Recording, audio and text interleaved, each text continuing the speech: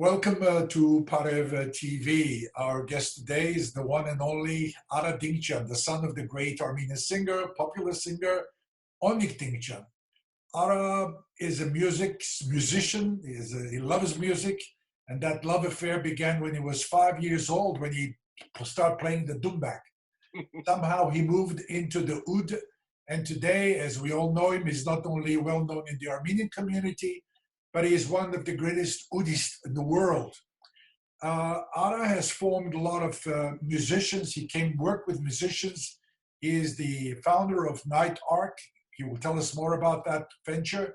But above all, he's collaborated with many musicians, especially from the Middle East, Middle Eastern countries where the oud is a very, very favorite instrument. Above all, one very important thing about Ara, which I'd like to stress before I move to him, is that he has proven as a musician that music has no borders. Many, many a time as we say that, and we know how limited we are with our activities and actions in life, putting borders, putting walls around us, but music has no borders. And Ara has proven very courageously, moving into many, many different Middle Eastern countries, collaborating with great musicians and bringing us to us the finest of music. Ara, I think I can say much more about you. Last time we met in person was on March the 11th, as you know. And since then, over 2 months, today I was talking to my wife, over 2 months we are trapped, isolated. How has this period of coronavirus pandemic affected you as a musician, as a person, as a father, husband, as a community activist? How was it like so far? Yeah, thank you. First of all, Vartan, it's so great to see you and be with you again. This whole situation for me, of course, all the music activities stopped immediately. Mm-hmm. Every concert, tour, recording, lesson, everything stopped. So in that sense, it's been a catastrophe for not just for me, but for all musicians. But before that even affected me, as you were mentioning, as a husband, as a father, as a grandfather, your first reaction to this is to protect your loved ones. And for me, the most frustrating part about everything that the whole world is going through is the lack of concrete information and understanding regarding what we must do to get beyond this. There are so many unknowns, more unknowns than there are knowns. And I'm not pointing the finger at anybody. This is not, for me, a political issue. This is a new virus that it's going to take time to understand its behavior and how we can get beyond it. But just to answer your question, I was most concerned with protecting, for example, my in-laws are still alive and my parents are still alive. They're in their early 90s. They were very vulnerable, so you want to protect them. We, like everybody, have lost friends and family members to this virus. So it's been, before the music, it's been, let's try to stay alive and see what will happen next. You know, there's so many things happening around us, many questions we have, but I also think this is not just an ordinary virus. This is a pandemic that has affected 7 billion people in the whole wide world. And as we as impatient people want answers, we want to put our coffee in a microwave and in a few seconds get response, get a result. And I think that is something very frustrating for people who don't understand the seriousness of this situation. And all I can say is, I hope we can all get out of this with our loved ones healthy and happy and with us and move ahead with our lives, which we, even a grandchild, you would like to visit your grandchild or see your grandchild, your son, and your concern is very, very well taken. Let's move to music, Ara. Sure. What is the greatest achievement you have? You are known as a world-renowned oudist. You really hold the oudist is like part of you. There is no separation between Ara and his oud. In fact, today you sent me a video. The oud you have is a little bit different shape than what I know as an oud, that parabolic shaped instrument. Tell us about your work and about the instrument. Well, that particular instrument is Interesting. it's a relatively inexpensive instrument. I acquired it many years ago, not even knowing what it was, and not realizing at that time that that instrument is fairly prominent in the East, where my ancestors are from, Harper Dikranagert, because the oud was maybe not as readily available or might be too expensive. So that instrument was played a lot. And indeed, when I recorded a song that I had written, and I played it on the oud, for some reason it wasn't coming out right. I thought it was a special song and it needed a special performance. And so I went back home and I took that instrument out of the closet, never really having played it before, tuned it up, played that song on that instrument, and oh, it came alive. And it's only later that I understood that, well, you have this Dikranagertsi blood in you, and maybe you were going to that instrument for that reason. But sometimes we don't understand why we feel something, but we understand later. All the Dikranagert listening to you would love hearing the word Dikranagert. I don't know what is so special about Dikranagertsi, but obviously they form and have been a majority in the New York, New Jersey area. Dikranagertsis have controlled the churches, institutions, and everything that has happened is a result of Dikranagertsi involvement. Let me go to the music. Why is it after 100 years, there is a group, maybe we call them American Armenians, who just get transformed when they hear the music of Onik. They hear the music of Ara, the oud, and that special music. What is it that resonates in their minds, in their hearts, and makes them go and, like whirling dervishes, dance on these floors like another world in which they love? Well, Vartan, I have very strong feelings about this. Because I've traveled and I've been with the music, I grew up on the stage thanks to my father. I've come to analyze this question, and I've come to understand that what is happening for the American Armenian is the awakening of the fact that our ancestors are virtually alive in our blood. I never met my biological grandparents. My father doesn't even remember his father. And yet I found out when I was 20 years old, doing a concert in Paris with my father, I found out from an old lady who knew my grandparents that my grandfather played the oud. Interesting. In other words, that DNA was in me. And so this might be a long-winded way of answering your question.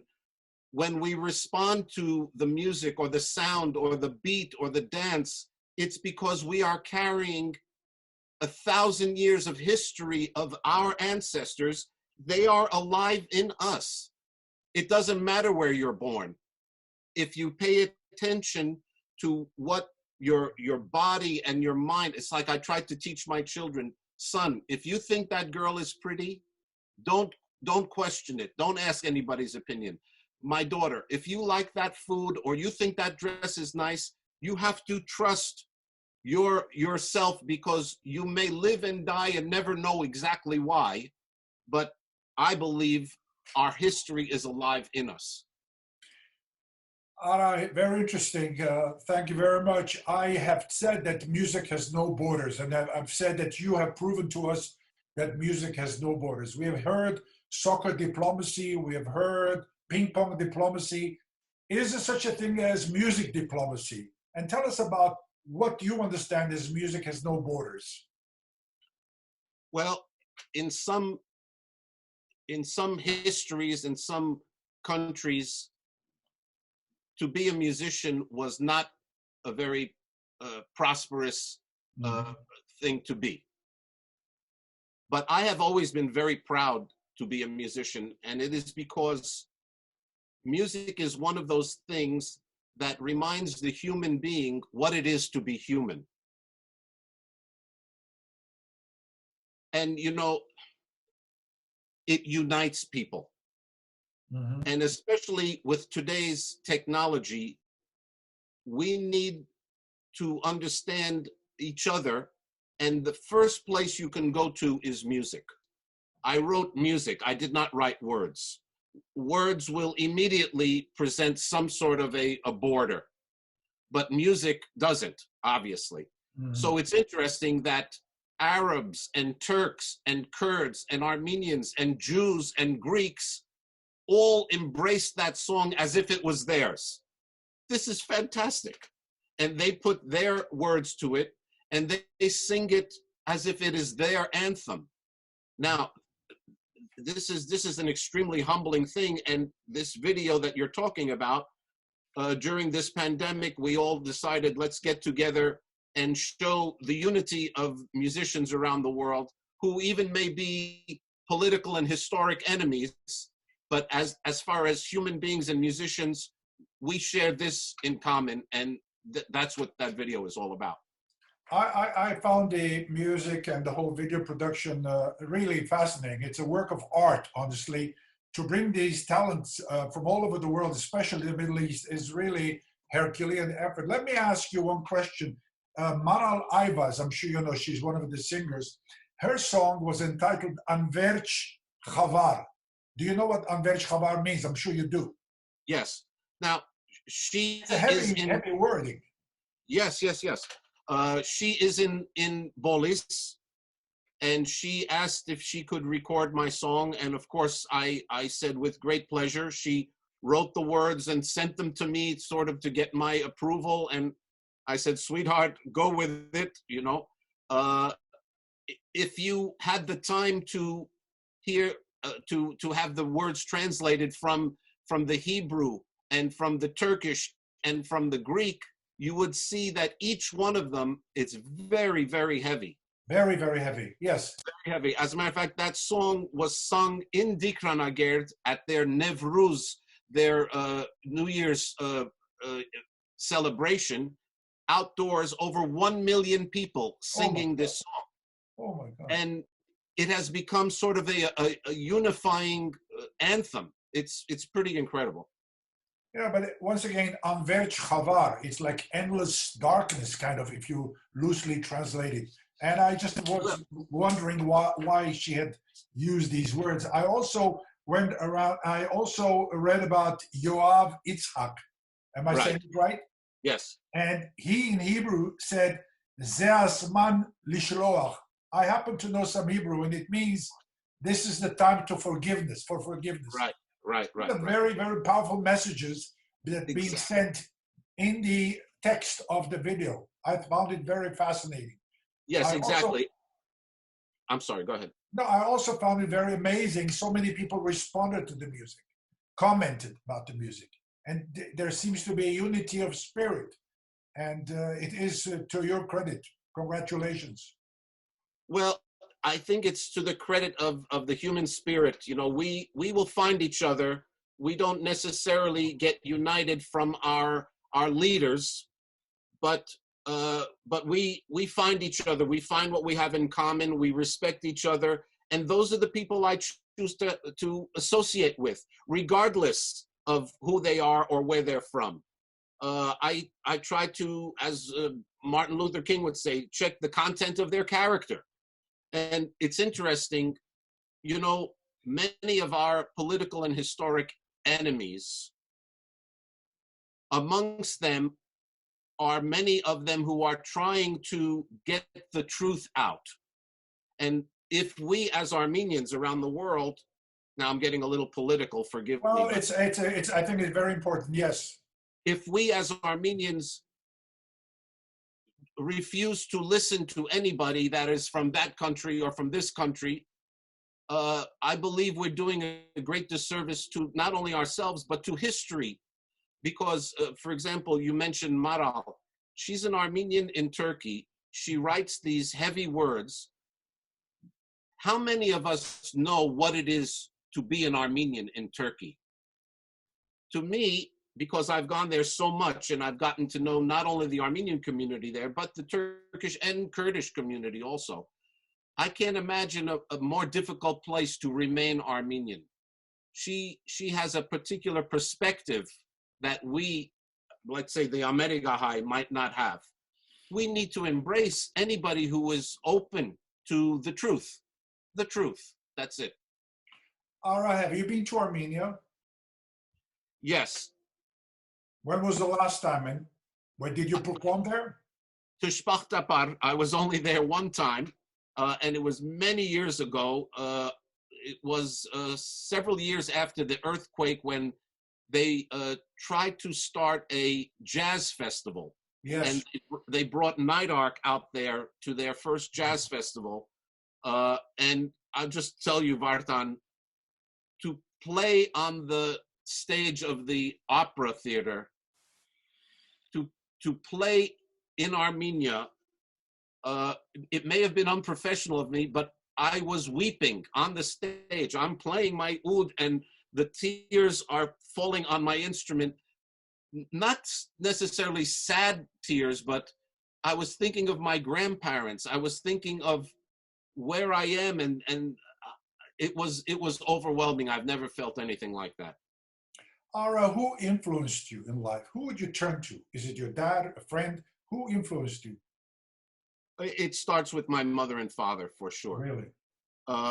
Musically, of course, my father is my ultimate inspiration and continues to be. Mm-hmm. But how is he doing, by the way? Where is he? He lives 2 blocks from me, and and he and my mother are doing great. And it's amazing. A lot of people have contacted me around the world concerned about them. Sure. And you know, my parents have a very interesting perspective on this virus. I speak to them every day, of course.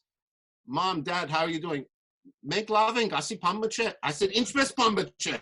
They said, Duras, we lived through the occupation of Paris. We lived through hunger. We lived through the Asal Gansni. So it's very interesting. Very, very, very interesting. Please say hello to them and continue, please, telling about the people who have influenced you. Thank you. Thank you. So, of course, musically, it's my father. Because he was the singer, I had the unprecedented opportunity to learn on the stage. Mm-hmm. Because, he's only son, Inchmidiasen. They have to let him play, you know? And I literally learned on the stage with musicians 1 or 2 generations older than me. Invaluable experience. Absolutely. But the other half is my mother, who very rarely gets a mention. She taught me about who is God. She taught me about morality. She taught me about behavior, and so much. So my greatest influences are my parents. You know, you touched upon a very delicate thing. Your mom taught you who is God. God leads me to think of the church. How close are you to the church? I know you are, but how close is it? Well, Vartan, I was the church organist at St. Vartanants for about 40 years. God bless you. Bravo. And if you could imagine playing on a Saturday night, getting home at 3:30 in the morning, and most of the time I was the first person at church with my shabik. So the church played a great part of my life, but I go back to my mother because she taught me the really important things about faith and the identity of God. Whereas the church thing, frankly, I'm just so in love with the music that I was concentrating on the music and trying to make it as best as possible. I really could not meditate or pray during those services. As I'm talking to you, I'm looking at the library of records, I think. What is it we see behind you? Well, those are just some LPs. LPs, wow. But Vartan, my greatest collection, I have over 6,000 Armenian and Turkish 78s. Oh my God. Not the LPs, the 100-year-old 78s. I even have Gomidas Vartabed himself, his voice, singing a cappella in 1912. I have one of the great collections of this music. It is my greatest treasure, which I intend to give to the Library of Congress. They've expressed an interest in in having it, and I still work on the collection. I'm still trying to acquire certain gaps, but that's where the true treasure lies. How do you work with the new format, the digital world? How comfortable are you with that world? Uzes chuzes, that's the way it has to go. As a matter of fact, just believe it or not, today I'm releasing my latest CD, but CDs are defunct also. But I still haven't let go. One more time, I'm going to put a CD. Everything has become, you know, not physical, but out there in the waves. That's just the way it is. You can't fight it. We have to also adjust to the world we live in. And as you said earlier, Zoom is nothing you favor. Tell us about your experience with Zoom. I'd like people to know what you told me. I didn't know what Zoom was Likewise here. until the day after that party that you and I were at. Suddenly, family members miss each other. They want to see each other. Asang bidiyan this. You're going to push this button. Go to your computer, and here we are, you and I, doing all we can do. You know, I don't like it. This is not the way I want to talk with you. But if this is what it's going to take, then we'll do it. You know, I don't know how many people are listening to this, but I too knew nothing about Zoom. It's only the last 2 months that I'm learning. And many times as I talk to people, I have to press the right buttons and make sure I have the right volume. So there's different things we have to do. But Ara, we spoke before we came on this program that you will be enlightening our spirits with the music. Can we be honored to listen to your music? I'll be happy to play something for you. Please, Ara. Thank you very much. I just happen to have an oud next to me. Well, I know, and you have many other instruments. We are seeing things in the room. That's beautiful. This is not the oud you played in the other performance. This is not the oud you had in the collaboration on the music. No. This is actually an oud. The other one was a jumbush, yes. Yes, thank you. What are we going to listen to? I will play, let's say, Kusan Ashod's Sari Sirunyar. Oh, I love you. Thank you very much. Okay.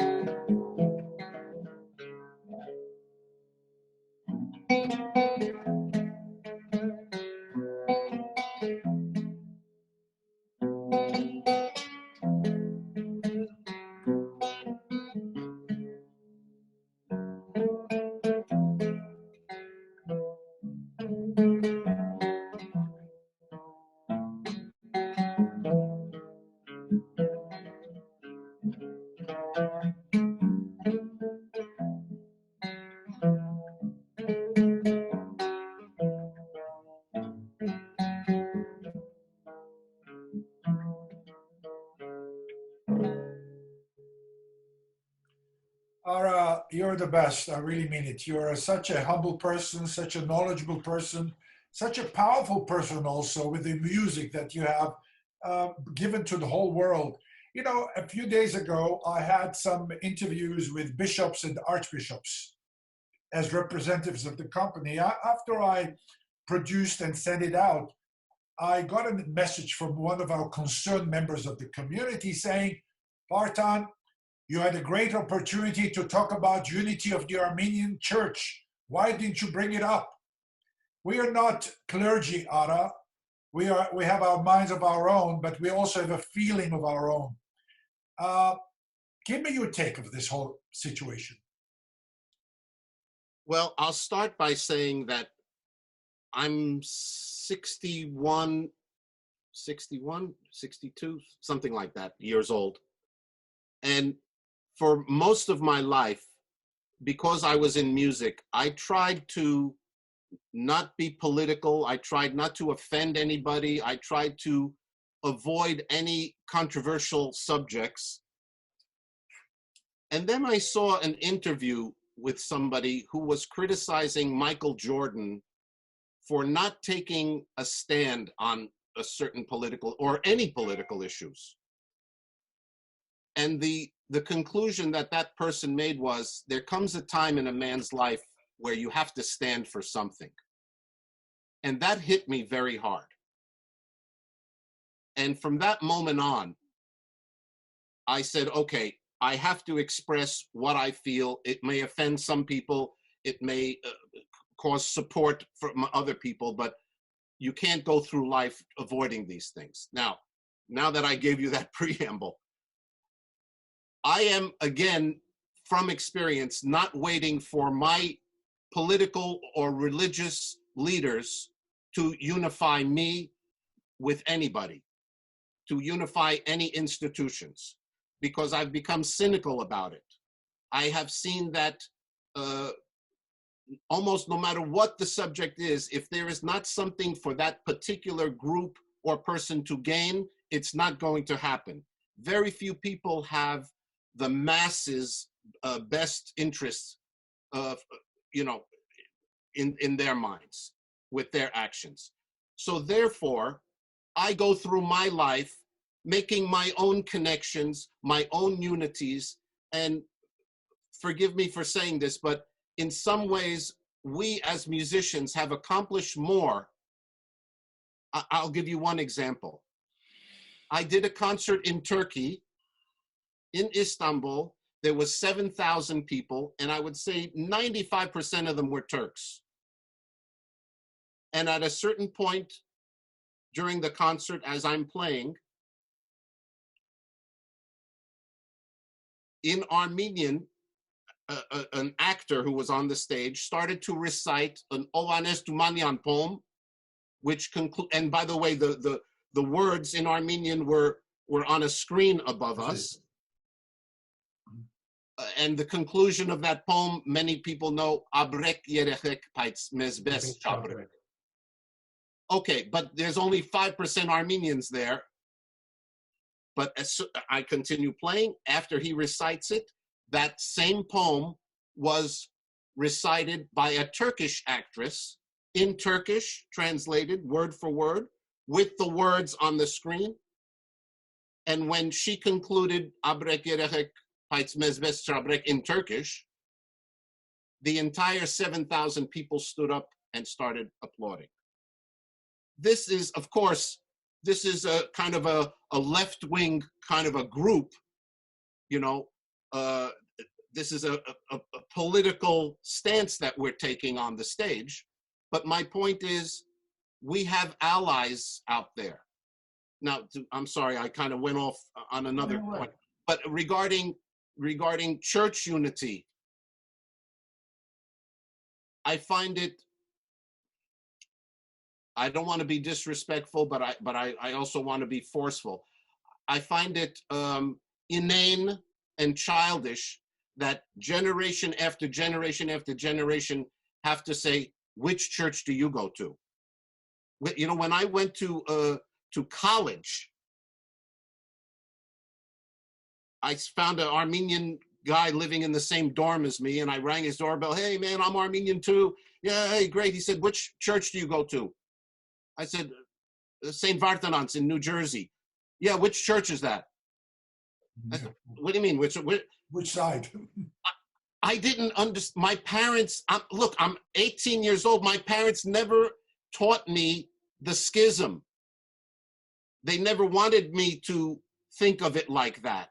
Maybe they were embarrassed, but I didn't know what the hell the guy was talking about.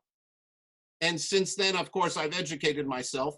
And frankly, I'm not waiting for the uppers to unify. They've certainly had the opportunity, the chances. We've come close. We all got excited, and noren. So you know what? It's not going to come from the top. In our own way, we do it from the bottom.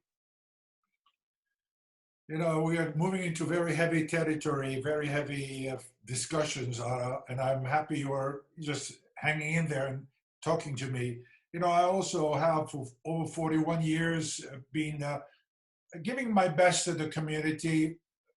This is nothing that I make a living off radio or PAREV-TV or newsletter. I have been a mathematics professor for over 40 years, and I enjoy teaching, and I still do teach. But with this community service, I have to tell you, it's been bothering me for over 41 years. Since you're opening up, let me also open up and Okay. say that I feel I've been limping over the past 41 years, not being able to get the full support of the entire community. Because as you said, you get labeled, you're on this side, you're on that side, you know, and it's so confusing. And my philosophy, unfortunately, I've never said this before, I don't know why I'm opening up, maybe you're helping me open up. I am saying I'm in the community, but not of the community. So I'm doing my share, but I cannot say I believe in everything that's happening in the community. That's a very honest feeling I have. And there is a prayer. Whenever we come to dinner, we say, I think what we should do is we should change that to say, Imastutun deur Jesus mes, Imastutun esparin chorel, chosel yev kordzel, amenain jam, Ichar chorotot, Ipanitse vi kordzot, pergiaz mes, yev vormea koratzot, yev inspaz maveit. I'm sure you've heard these prayers in the church. Yes. Yes. And it's so powerful. I think we have to, I hope this discussion will get it somewhere else and will open another page and bring that spirit of unity, of dignified living for all Armenians so we can move forward. Anything else in closing? Well, very well said, Vartan. Thank you for opening up like that. And, you know, as a musician and as a man, as an Armenian, I think it's only by our actions that we give the example to our children. Very correct. In what you just said, you know, with altering the prayer, I have to just tell you, you reminded me that I wrote a piece called Common Creed. Okay, Common Right. Creed. Okay. And it is very, very inspired by those Sharagan melodies, the old Sharagan melodies. It sounds like that. But in my own utopia, it is a creed that is sung not only by all Armenians, but by all of humanity. Bravo. And that is not to say that I don't want our differences to be known, but we have to start with, we are human beings. Let's meet in a common place, and then let's branch out to our own particular you know, interests, you know, and differences with respect. That's it. You know, I really, really enjoy talking to you, Ara, and I hope that these points of views will be listened to by the younger generation.